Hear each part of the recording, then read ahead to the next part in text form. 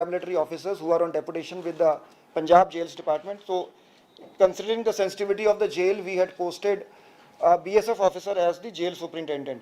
No mobile phone has ever been recovered from the high security jail zone of the Bhatinda jail. In this jail, the lights are not switched off after lockup at sundown in order to keep the lights are dimmed, in order to keep an eye on the activities of the inmates inside. In the interview, Lawrence Bishnoi is sporting a long beard and a long hairdo, which is quite visible. He's wearing a yellow t-shirt. Presently, when he was brought on remand, produced in court and lodged in jail, he's having a short haircut, a different attire. When his belongings were searched at the time of entry to jail, no yellow t-shirt was there, or neither he was wearing nor carrying. The interview does not mention the recent friction with Jaggu Bhagwanpuria, another criminal, or the incident in the Govindwal Sahab jail, which indicates it might have been recorded earlier. Somewhere in the interview, there's a mention of a jail outside Punjab.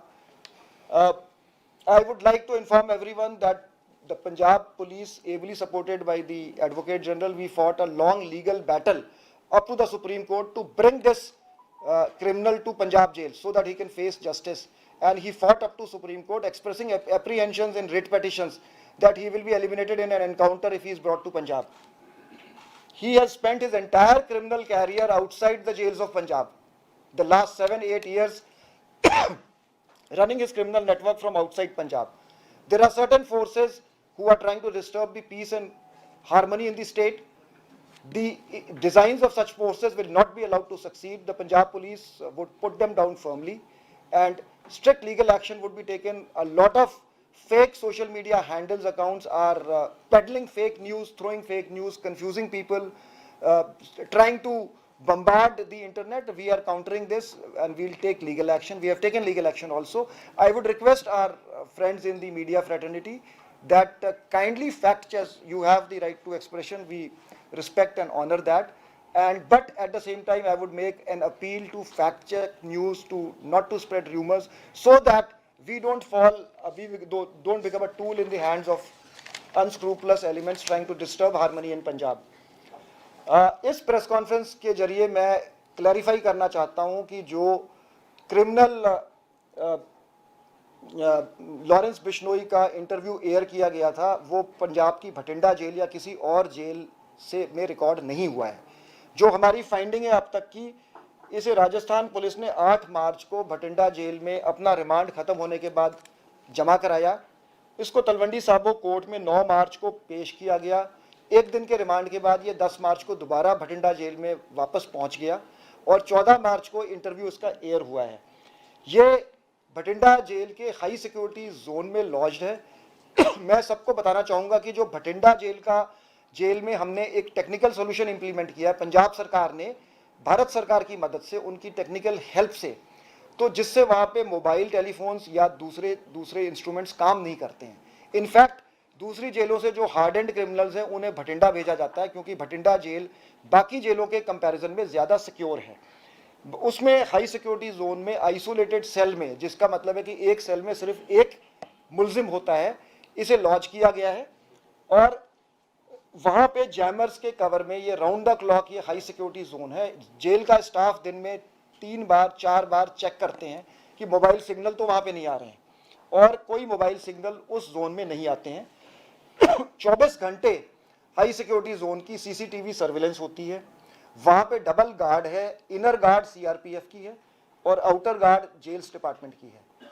जो jail superintendent है वो mister Negi BSF से deputation पे Punjab gels department में आए हैं. आज तक कभी भी जो हमारी संयुक्त सर्चेज होती हैं, पंजाब पुलिस और जेल डिपार्टमेंट की साझी सर्चेज होती हैं, उनमें कभी भी इस हाई सिक्योरिटी जोन में मोबाइल फ़ोन रिकवर आज तक नहीं हुआ है. भटिंडा जेल के इतिहास में हाई सिक्योरिटी जोन में जो लाइट्स हैं वो सनडाउन पे ऑफ नहीं होती हैं, उन्हें सिर्फ डिम किया जाता है ताकि इनमेट्स पे नज़र रखी जा सके कि वो क्या कर रहे हैं. जब ये इंटरव्यू रिकॉर्ड हुआ, आप जैसे स्क्रीन पे देख सकते हैं कि लॉरेंस बिश्नोई की दाढ़ी मूछें लंबी हैं, बड़ी हैं, और ये जो रीसेंट फोटोग्राफ्स हैं पेशी की, इसमें इसके बाल छोटे हैं. ये जो येलो टी शर्ट है, ये भी जब इसकी बिलोंगिंग्स चेक करी गई तो ये जेल में नहीं, येलो कोई टी शर्ट नहीं पाई गई, और दूसरा अटायर इसने पहना था. जो इस इंटरव्यू का जो क्वालिटी काफ़ी स्टूडियो लेवल की क्वालिटी है, जो जहाँ पे कम्युनिकेशन डेड जोन में इस प्रकार की रिकॉर्डिंग करना असंभव है। इंटरव्यू में कोई जो रिसेंट जो दूसरा क्रिमिनल है जग्गू भगवानपुरिये से जो इसकी टसलबाजी चल रही है, या गोविंदवाल साहब जेल में इंसिडेंट हुआ है, कोई रिसेंट इवेंट्स का कोई जिक्र नहीं है, जिससे ये लगता है कि शायद ये इंटरव्यू पुराना है। इंटरव्यू में किसी दूसरी 30 मिनट 20 सेकंड के बाद किसी दूसरी जेल का भी जिक्र है। और ये मैं सबको बताना चाहूँगा कि लॉरेंस बिश्नोई ने सुप्रीम कोर्ट तक ये फाइट करी कि उसे पंजाब पुलिस ना लेके जाए पंजाब की जेल में, और एक लंबी लीगल लड़ाई के बाद इसे हम, जब वो unfortunate incident of Sidhu Moosewala उनका मर्डर हुआ था, उसके बाद हमारी एजीटीएफ ने गैंगस्टर्स के खिलाफ कंसर्टेड एफर्ट्स करके काफ़ी गैंगस्टर्स अरेस्ट किए थे। उस दौरान इसको पंजाब की जेलों में लेके आया गया था। जितने भी इसके पंजाब के क्राइम्स थे उन केसों में पुलिस रिमांड लेके इन्वेस्टिगेशन करके चलान पेश किए गए थे। इस शख्स ने अपना तकरीबन पूरा क्रिमिनल कैरियर पंजाब की बाहर की जेलों से, पंजाब में क्राइम्स प्लॉट करके उसने अपना कैरियर 7-8 साल का ये इसने व्यतीत किया है, और इसे पंजाब में ले आके हमने इसे निष्क्रिय और इनएक्टिव कर दिया है। ये कुछ अंसरों की हमेशा से ये कोशिश रही है, जो हाल के दिनों में बढ़ गई है, कि पंजाब में अस्थिरता हो, इंस्टेबिलिटी हो, पीस और हार्मनी को डिस्टर्ब किया जाए। ये हम हरगिज़ नहीं होने देंगे। मैं सबके लिए इंफॉर्मेशन के लिए बताना चाहता हूँ कि G20 के इवेंट्स अमृतसर में पीसफुली चल रहे हैं और कोई किसी किस्म का डिस्टर्बेंस नहीं है। कल का इंसिडेंट है कि एक प्रोमिनेंट टीवी न्यूज़ चैनल ने ये खबर लगा दी थी गलत की भटिंडे में जो है रेलवे ट्रैक्स डैमेज हो गई हैं। वो हमने उन्हें रिबट किया, कॉन्ट्राडिक्ट किया। तो मैं सभी से रिक्वेस्ट करूंगा कि फैक्ट चेक जरूर करें, र्यूमर्स पे ध्यान ना दें, न्यूज़ को वेरीफाई कर ले और उसके बाद ही लगाएं। धन्यवाद। सर, इसमें राजस्थान पुलिस भी डिनाई कर रही है कि हमारे यहाँ जेल में नहीं है, तो सर आपने भी डिनाई किया कि पंजाब की किसी भी जेल में नहीं हुआ, बठिंडा जेल में। पिछले 6 महीने तो देखो जी, मैं जिवें मैं किहा कि ਇਹ ਤਾਂ ਪੂਰੇ ਕੈਰੀਅਰ ਦੇ ਵਿੱਚ ਬਾਹਰ ਰਿਹਾ ਜੀ। ਇਹ ਤਾਂ ਪੰਜਾਬ ਦੇ ਵਿੱਚ ਅਸੀਂ ਲਿਆਂਦੀ ਜਦੋਜਹਿਦ ਕਰਕੇ ਇਹਨੂੰ ਲਿਆਂਦਾ ਹੈ after legal battle which went up to Supreme Court. तो ਇਹਦੀ ਤੇ ਕੋਸ਼ਿਸ਼ ਸ਼ੁਰੂ ਤੋਂ ਰਹੀ ਹੈ ਕਿ ਮੈਂ ਪੰਜਾਬ ਜੇਲ੍ਹ ਦੇ ਵਿੱਚ ਨਾ ਆਵਾਂ।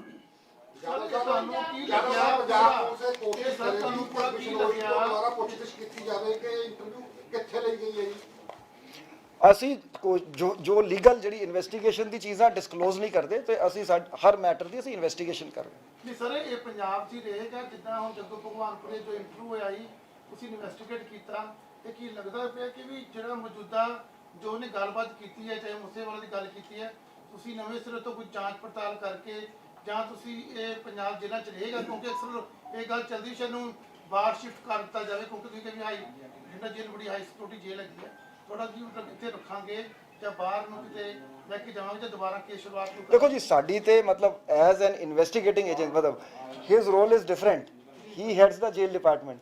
सो एज एन इन्वेस्टिगेटिंग एजेंसी मैं कुछ प्रेफर करांगा भटिंडे जेल, पर असी सारे लीगल सिस्टम दे असी लीगली मैं थ्योरेटिकल गल कर रहा। मान लो कल नूं कोई होर पुलिस कहती है कि ਇਹਨੇ सलमान खान बारे कुछ किया है, जे मुंबई पुलिस कहती है कि असी जी ਇਹਨੂੰ रिमांड ते लैके जाना तो असी रोक तो नहीं सकते ना जी। सो एक लीगल सिस्टम है, लीगल प्रोसेस है। सिंस ਤੁਸੀਂ ਕਿਹਾ ਕਿ ਬਿਸ਼ਨੋਈ ਦੇ ਬੜੇ high stakes criminal stakes Punjab 'ਚ ਵੀ ਇਨਵੋਲਵ ਰਹੇ ਔਰ ਪਹਿਲੇ ਵੀ ਰਹੇ, ਹੁਣ ਵੀ ਉਹ ਕਈ ਤਰ੍ਹਾਂ ਦੀ ਗੈਂਗ ਚਲਾਉਂਦਾ ਹੈ।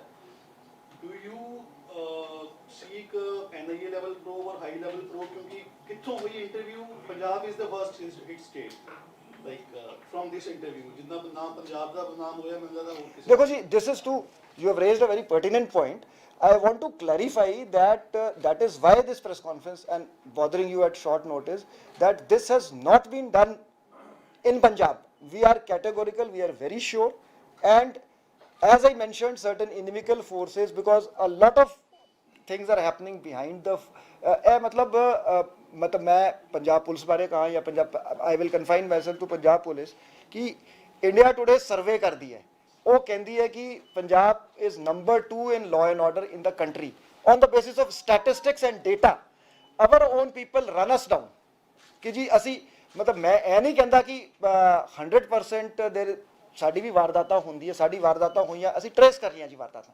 सो to return to your question, I don't see the need of NIA probe in this.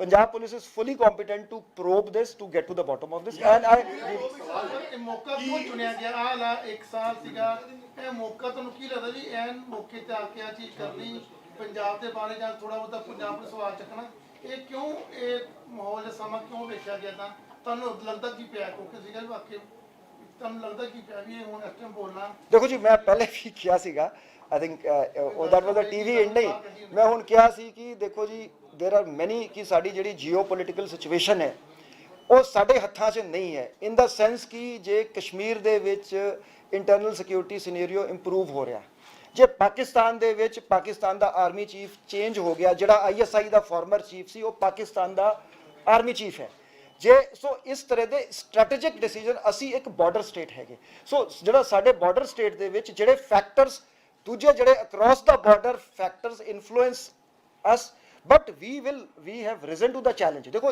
a lot of this, मैं फिर कहूँगा, मैं क्यों बार बार कि काफ़ी कुछ साडा सोशल मीडिया ते ही चलता है, जे तुसी ग्राउंड ते जाओ वेखो रियलिटी कुछ होर है, सच कुछ होर होंदा है। मेरे दो सवाल है सर। पहला सवाल ये है कि जिस चैनल ने इंटरव्यू करे उसे चैनल ने ये गल कही कि ये पंजाब दी जेल का इंटरव्यू है, पहली गल तो मतलब जिसने कीता वो क्लेम कर रहा है कि ये पंजाब दी। दूजा सर कि इस मामले दे विच चीफ सैकटरी ने एक इंक्वायरी मांग की है, वो दोनों ते ही अपने आप। देखो जी, मैं I respect the press and respect the freedom of press, so मैं इस करके प्रेस बारे मैं कुछ भी नहीं कहांगा। दूजी इंक्वायरी मैं टूर कर रहा सीगा, मैं आई वॉज इन अमृतसर, मैं कोई चीफ सैकटरी की कोई चिट्ठी नहीं देखी है, सो देखी जाओगी it is, so I will deal with it when I see it। थोड़ा प्लीज क्लैरिफाई कर दो कि तुसी you are going to register an FIR और किस तरह की इंक्वायरी, कुछ थोड़ा प्लीज क्लैरिफाई, थोड़ा क्लियर नहीं हुआ करना है। देखो जी, परव्यू तो इन्हां दा हैगा जी, jails department is fully competent, jails department is already seized of the matter and we are there to support him. Shekhar ਸਾਹਿਬ ਤੁਸੀਂ ਦੱਸੋ ਸਰ, ਜੋ ਹਾਲਾਤ ਨੇ ਮੌਜੂਦਾ, ਜੇ ਮੇਰੇ ਕਲੀਗ ਨੇ ਸਵਾਲ ਪੁੱਛਿਆ ਇਹ ਕੀ ਤੁਸੀਂ ਕਰੋ, ਕਿਉਂਕਿ ਜੇਲ੍ਹ ਤੇ ਸਵਾਲ ਚੱਕਿਆ और बकायदा नहीं, मैं पता है बाजवा साहब, देखो मैं ताई इनफैक्ट ना रविंदर जी ने भी बड़ा इंपॉर्टेंट पॉइंट कि रियलिटी मैं तां जदों मैं ये सारी चीज़ां देखियां ना जी कि हाई सिक्योरिटी जोन है, उत्थे लाइट्स डिम नहीं होंदी, उत्थे सीआरपी जिहड़ा ऑफिसर जिहड़ा बीएसएफ तो डेपुटेशन ते इन्हां ने लियांदा जी, उत्थे सीआरपीएफ गार्ड करदी है। सो मैं कहा जी just to clear the air I wanted to share this with you all. yeah, these are hard facts। yes ma'am जब इंटरव्यू स्टार्ट होगी और कहते ਤੁਸੀਂ ਮੈਨੂੰ ਜੇ ਸੰਪਰਕ ਕੀਤਾ ਜੇਲ੍ਹ ਦੇ ਵਿਚਕਾਰ, ਉਹ ਕਹਿੰਦਾ ਕਿ ਮੈਂ ਕੁਝ ਚੀਜ਼ਾਂ ਸਾਹਮਣੇ ਰੱਖਣੀ ਸੀ, ਉਹ ਕਹਿੰਦਾ ਜੇਲ੍ਹ ਦੇ ਵਿਚਕਾਰ ਤੁਸੀਂ ਮੇਰੇ ਨਾਲ ਕਿਵੇਂ ਗੱਲ ਕਰ ਸਕਦੇ ਹੋ, ਕਹਿੰਦਾ ਲੂਪ ਪੋਲਸ ਨੇ, ਅਗਰ ਕੋਈ ਵੀ ਚੀਜ਼ ਹੋਵੇਗੀ ਮੈਂ ਆਪ ਝੇਲ ਲਵਾਂਗਾ, ਇਸ ਨੂੰ ਕਿਵੇਂ ਵੇਖਦੇ ਹੋ? मैम ਅਸੀਂ ਸਾਰਾ ਨਾ ਜੀ they are ਐਗਜ਼ਾਮਿਨਿੰਗ the entire interview and ਦੇ ਮਤਲਬ they are professionals, so basically ਪਤਾ ਜੀ मैं तो अपने काम तक काम रखना, तो कई बारी ना अगले कुछ वैसे भी कह देंगे, मतलब बेसिकली तो it is a battle of wits कि तुसी ਸਰ ਆਪਣੇ ਜੋ ਇਹ ਜੇ ਬਾਰਡਰ ਸਟੇਟ ਆ, ਸਰ ਬਾਰਡਰ ਸਟੇਟ ਆ, ਸਾਡੇ ਕੋਲ ਨੈਟਵਰਕ ਬੜਾ ਤਕੜਾ ਵਾ, ਅਸੀਂ ਸਾਡੇ ਜਿਹੜਾ ਧੱਬਾ ਲੱਗਿਆ ਹੈ ਉਹਨੂੰ ਕਦੋਂ ਤੱਕ ਲੋਕਾਂ ਸਾਹਮਣੇ ਰੱਖਦੇ ਰਹੇ, ਜਿਹੜਾ ਧੱਬਾ ਲੱਗਿਆ फोटोग्राफ्स है, इसमें फर्क है, तो आप मतलब क्या डिनाई कर रहे हैं कि दूसरे व्यक्ति का किया गया इंटरव्यू, क्योंकि जिस तरह ये फोटो आप दिखा रहे हैं ये इंटरव्यू का फोटो है, और जिस तरह नहीं जी मैंने तो बड़ा क्लियर कह रहा हूँ, देखिए मैं बहुत लिमिटेड सा कह रहा हूँ बट विद स्पष्टता से कह रहा हूँ कि ये पंजाब की जेल में नहीं है और एक सोची समझी साजिश है, पंजाब को, पंजाब पुलिस को बदनाम किया जा रहा है, डिस्क्रेडिट किया जा रहा है, हमारे यहाँ हारमोनी को डिस्टर्ब करने की कोशिश करी जा रही है। दूसरे का ये सब क्लियर कर दे। मैंने कहा ये इंटरव्यू ਯਾਰ ਸਰ ਜਿਹੜਾ ਜਿੱਥੇ ਪੰਜਾਬ ਚ ਹੋਇਆ ਜਾਂ ਕਿਤੇ ਵੀ ਹੋਇਆ, ਲੇਕਿਨ ਜਿਹੜੀ ਵੀ ਉਹਨੇ ਗੱਲ ਕਹੀ ਹੈ ਸਿੱਧੂ ਮੂਸੇਵਾਲੇ ਬਾਰੇ ਜਾਂ ਉਹਨਾਂ ਦੇ ਫਾਦਰ ਬਾਰੇ, देखो जी मैं पॉलिटिकल गल कोई नहीं, असी ते प्रोफेशनल हैगे, so I never make any political comment, मेरी डोमेन नहीं है जी, मैं ओदे कंटेंट बारे मैं कोई कमेंट नहीं कर सकता, एक्सेप्ट दैट मैं यह कहांगा, देखो बहुत अनफॉर्चुनेट इंसीडेंट सी, सानू सारिਆਂ ਨੂੰ बहुत दुख होया, ਅਸੀਂ बहुत तत्परता से ਅਸੀਂ केस ਨੂੰ इन्वेस्टिगेट ਕੀਤਾ ਹੈ, ਅਸੀਂ ਹਰ ਮੁਲਜ਼ਮ ਨੂੰ ਸਜ਼ਾ ਕਰਾਵਾਂਗੇ ਜੀ, ਇਸ ਦੇ ਵਿੱਚ ਸਾਇੰਟਿਫਿਕ ਐਵੀਡੈਂਸ ਹੈ। ਲਾਰੈਂਸ ਤੋਂ ਤਾਂ ਪੁੱਛਗਿੱਛ ਹੋ ਸਕਦੀ ਹੈ ਸਰ ਫਿਰ ਇਸ ਮਾਮਲੇ 'ਚ? नहीं लोड मुताबिक जरूर होगी, whatever is the need of the hour definitely। Sir इस मामले को क्लियर कर दो कि करना क्या है, मतलब किस तरीके की इंक्वायरी होएगी पूरे मामले में, छह तक मीडिया इस चीज को क्लियर नहीं होया कि पुलिस करेगी क्या। ਪੰਜਾਬ ਦਾ ਬਦਨਾਮ ਅਸੀਂ ਨਾ ਜੀ ਕਿ ਤੁਹਾਨੂੰ ਸਾਰਾ ਕੁਝ ਤੁਹਾਡੇ ਨਾਲ ਸ਼ੇਅਰ ਕਰਾਂਗੇ ਜੀ, We will do it in a very transparent So way. when is Punjab going to take action against Amritpal? Because are you waiting for G20? This press conference is about Lawrence Bishnой's purpose. Thank you.